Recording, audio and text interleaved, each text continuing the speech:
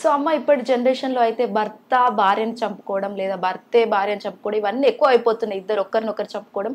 అసలు ఎందుకు ఈ జనరేషన్లో ఇలా అవుతుంది, అది కొంచెం వివరిస్తారా? అవునేమన్నా భార్య పెళ్లి చేసుకుంటామంటే అమ్మో వద్దు చంపేసింది పెళ్లి చేసుకుని పెళ్లి కుదిరిన తర్వాత వద్దన్నాడు అమ్మాయి. స్త్రీ పురుషులలో ఇంత వ్యత్యాసం ఎందుకు జరుగుతోంది? ఒకప్పుడంతా స్త్రీల మీద డామినేషన్ చేసేవాళ్ళు పురుషులు, ఇప్పుడు పురుషుల మీద డామినేషన్ చేస్తున్నారు. ఉల్టా అయిపోయింది స్త్రీలు. అవునా? అప్పుడు పురుష సంతానము స్త్రీ సంతానం ఎక్కువ ఉండేది, పురుష సంతానం తక్కువ ఉండేది. అప్పుడు మా పిల్లలకు సంబంధం చూస్తారా పిల్లగాడు ఉన్నాడా.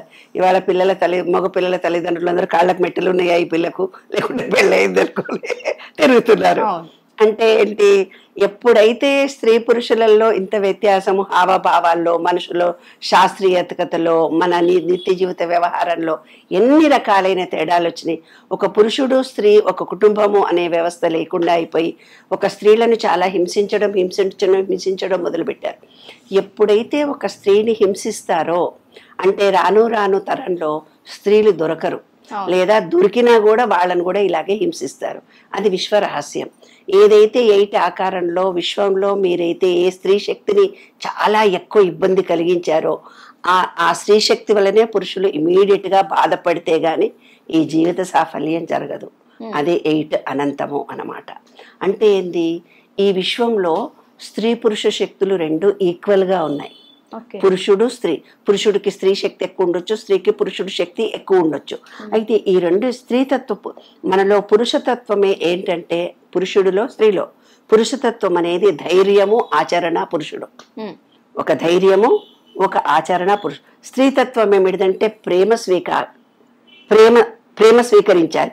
ఆమె నిరంతరము క్రిటిసిజమే భరించింది అనుకో, ఆమె పొందే ఆమె ప్రేమ ఎక్కడి నుంచి వస్తుంది? ఆమె తన ప్రేమ పొందాలనుకున్నది కక్షగా మార్చుకుంటది కదా. అంతర్య రహస్యం ఇదే కదా. ఆమె ప్రేమ పొందాలనుకున్నది భర్త నుంచి, నిరంతరము హీనంగా మాట్లాడాడు, చులకనగా చేశాడు. ఆమెకు ప్రేమ పొందాలన్న తపన ఒక కక్షగా మారిపోయింది కదా. అంతేనా? అంతకంటే ఎక్కువ ఏం జరగలేదు పాపం అక్కడ. అప్పుడేం చేస్తుంది భార్య? పురుషుడి మీద కక్ష తీర్చుకోవాలని ప్రయత్నించదు. ఏ స్త్రీ అయితే తన ప్రేమను పొందలేదో బిడ్డల నుంచి ప్రేమ పొందడానికి ప్రయత్నిస్తుంది కదా. ఆ ప్రేమను బిడ్డల నుంచి తను పొందడానికి ప్రయత్నించి బిడ్డలే జీవితం అనుకుంటూ బతుకుతుంది. ఆ బిడ్డలు కూడా జీవితంలో ఎదిగి బయటికి వెళ్ళిపోయిన తర్వాత ఆ బిడ్డలు కూడా బయటికి వెళ్ళిపోయిన తర్వాత ప్రేమ కోసం తప్పించిపోతుంది కదా. అది ఈర్షగా గాని ద్వేషంగా గాని ఆమెలో మిగిలిపోయి చనిపోయినప్పుడు ఇలాంటి సంఘటనలు జరుగుతాయి. తర్వాత స్త్రీ తత్వం ప్రేమ స్వీకారం, ఇది సమతుల్యంగా ఉంటేనే జీవితం సమన్వయంగా ఉంటుంది. పురుషతత్వమేమో ధైర్యము ఆచరణ, స్త్రీ ఏమో ప్రేమ స్వీకారం. అవునా? స్త్రీతత్వం ప్రేమ ఈ రెండు సమన్వయంగా ఉంటే జీవితం సాఫీగా గడుస్తుంది. పురుషతత్వము ఒక గౌరవం. మనం మనందరి మధ్యలో సంబంధాల్లో చూస్తే నాన్న పురుషుడు ఏంది? గౌరవం. పురుషతత్వం అనేది గౌరవించాలి. పురుషుడు ఎప్పుడైతే మనుషులను గౌరవిస్తాడో, ఆమె ఇంటి యజమాని కదా పురుషుడు, ఆమె అందరిని గౌరవించడం మొదలు పెడుతుంది. ఈమెను హీనంగా చూడడం వెళ్తే ఈమె కూడా అందరినీ హీనంగా చూస్తుంది. అది రహస్యం.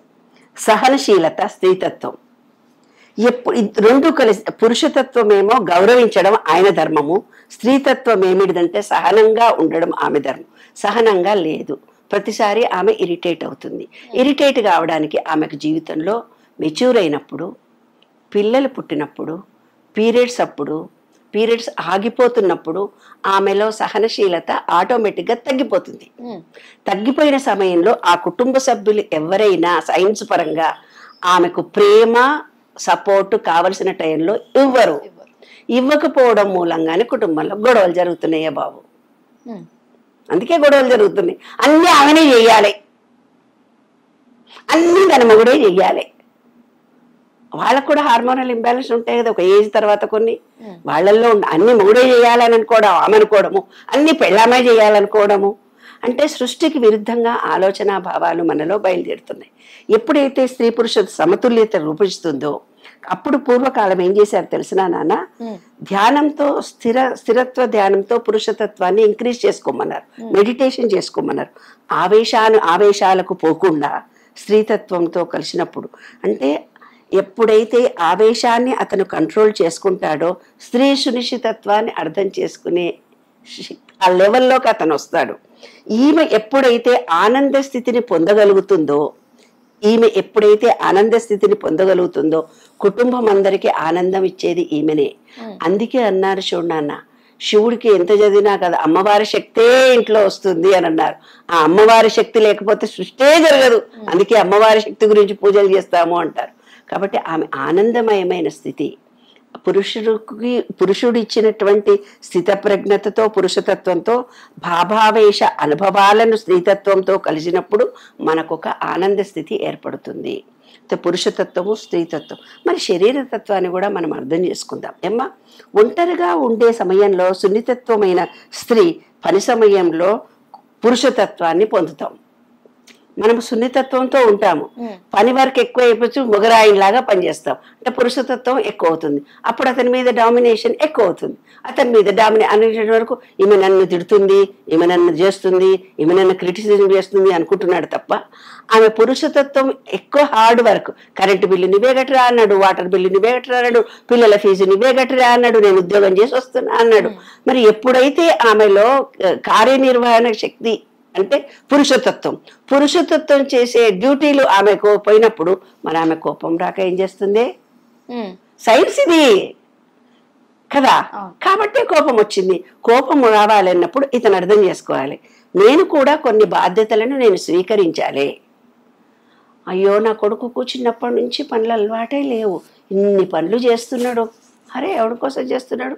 ఆయన సంసారంగా చేస్తున్నాడు, పక్కింటికి చేస్తున్నాడా? ఆయన పెళ్ళానికి ఆయన పిల్లలకే చేస్తున్నాడు కదా. మరి ఇంకా మెచ్యూరిటీ రాని అత్తమామలు ఉంటే మరి పరిస్థితి ఎలా ఉంటుంది బంగారు తల్లి? ఏరా, దానికి ఓపిక లేకపోతే నువ్వు కూడా చేయి, అది కూడా మన బిడ్డ లాంటిదే కదా అని సపోర్ట్ చేసే అత్త రావాలి కదా, మామ రావాలి కదా, ఆడపడుచులు రావాలి కదా. మనం స్త్రీలమై విమర్శించుకున్న తర్వాత సమాజం ఎక్కడుంది బంగారు కొండ? ఇది కాబట్టి శివశక్తి తత్వము ఎప్పుడైతే మన రెండు తత్వాలను కలిసి ఉంటాయో ఆ రెండు తత్వాల ద్వారానే శక్తి, లా ఆఫ్ జెండరే మనకు చెబుతుంది. అంటే మనలో సృజనాత్మకత, కార్యరూపాన్ని ఇచ్చేది పురుషుడు, సృజనాత్మకత స్త్రీ శక్తి. ఇవి రెండూ పురుషుడిలో స్త్రీలో సమానంగా ఉంటే గొడవలు జరగవు. అదే సృష్టి రహస్యము, అదే గొడవలు లేకుండా ఉండడం. అప్పుడు పురుషుడు ఏ టైంలో ఎట్లా మాట్లాడాలి? కోపంతో ఉన్నాడు అనుకో, ఇది అగ్ని పురుషుడు అని చెప్పాను. ఇరిటేట్ అవుతున్నాడు, అరుస్తున్నాడు, ఆమె ఇది జలంలాగా వచ్చి ఆ కోపాన్ని చల్లార్చాలి. పాల పొంగులా బురుబురు పొంగిపోతూ అరుస్తూ ఉన్నాడు అనుకో, ఆమె చల్లనీళ్లు చల్లినట్టుగా చల్లాలి. స్త్రీ పాలు పొంగులా ఉన్నప్పుడు ఆయన చల్లనీళ్ళలా చల్లాలి. పాలు పొంగుతుంటే మా అమ్మమ్మ చెప్పేది ఏం చేయండి, కొంచెం నీళ్లు పక్కన పెట్టుకొని ఇట్లా చల్లి బిడ్డ అంటుండే. పాల మీద ఇట్లా చల్లితే పాల పొంగు తగ్గిపోతుంది. ఇట్లా కోపంతో ఉన్న వాళ్లకు పక్కనున్న చల్లనీళ్లు పాల పొంగులో చల్లినట్టుగా ప్రేమ మాటలు కొన్ని మాట్లాడుకోగలిగితే ఒక ప్రేమ, ఆత్మీయత, అనురాగము ఈ సృష్టిలో ఎంతో ఉంది. ఇది ఇంత అంటే కాదు, అంత ఉంది. నీవు విశ్వంలో ప్రతి వ్యక్తిని, ప్రతి వస్తువును నువ్వు ఎంత ప్రేమించగలిగే మనసు నీలో పెరిగితే అంత గొప్పగా అనుబంధాలు, ఆత్మీయతలు, రిలేషన్షిప్స్ మంచిగా ఉంటాయి నాన్న. ఏ వ్యక్తి ఎలా ఉన్నా వాళ్ళను నేను యాక్సెప్ట్ చేస్తున్నానని మనస్తత్వం పురుషుడిలో కానీ స్త్రీలో కానీ పెరగాలి. I'm accepting every one as they are. నీవు నీలాగే ఉంటావు, భర్తలాగానే ఉంటాడు, నీ కొడుకులు బిడ్డలు అట్లాగే ఉంటారు, నీ పనిచేసే సబార్డినేటర్లు, మీ ఆఫీసర్లు, మీ చుట్టూండే సమాజం అందరూ ఎవరు వాళ్ళలాగానే ఉంటారు. వాళ్ళు మారాలి, నాదే గొప్ప అని అనుకుంటే గొడవలు జరుగుతాయి. వాళ్ళని నేను అలాగే యాక్సెప్ట్ చేస్తున్నాను అనుకుంటే గొడవలు జరగవు. ఇదే జీవిత సత్యం. ప్రేమించు. ఎంత కఠినమైన మనిషి అయినా ప్రేమతో మాట్లాడితే కాదంటారా? నిన్ను కొట్టి తిట్టి అవమాన మనిషిని దగ్గరికి వెళ్ళి థ్యాంక్ యూ వెరీ మచ్ అను. ఎంత గొప్పగా అతను నిన్ను అప్రిషియేషన్ చేస్తాడు. అరే, నేను ఇంత కోపంతో, ఇరిటేషన్తో ఇంత మాట అన్నానే, అంత ప్రేమతో వచ్చింది కదా, ఈగో పక్కకు పెట్టి అప్పుడు నిన్ను అప్రిషియేషన్ చేస్తారు కదా. కాబట్టి I'm accepting every one as they are. ఎదుటి మనుషులు ఎలా ఉన్నా యాక్సెప్ట్ చేసే మనసు నాకుందని నీ మైండ్ను మోల్డ్ చేసుకో. నువ్వు ఆనందంగా గడుపుతావు ప్రతిరోజు, అంతే.